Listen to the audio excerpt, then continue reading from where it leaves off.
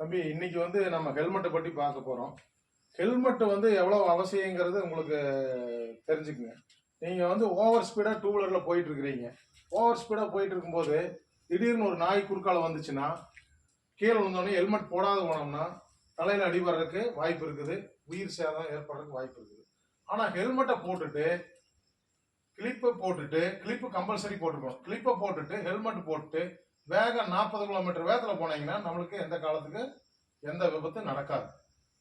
ஏன்னா தீதும் நன்றும் பிறர் தர வாரான்னு சொல்றாங்க. அதனால ஹெல்மெட் தர்மம் தலை காக்கும், தலைக்கவசம் உயிர் காக்கும். ஓட்டுநர் உரிமம் எடுக்க 8 போடு, உயிரை காக்க ஹெல்மெட் போடும். அதனால நம்ம செல்போன் வாங்கினீங்கன்னா என்ன பண்றீங்க? டெம்பர் கிளாஸ் ஒட்டுறீங்க. அதே மாதிரி வீட்டுல இருந்து நம்ம வெளியில கிளம்பும்போது என்ன பண்றோம்? செப்பல் போட்டு தானே போறோம் காலுக்கு. அது மாதிரி வண்டி எடுத்தா ஹெல்மெட் போடுங்க, கார் எடுத்தா சீட் பெல்ட் போடுங்க.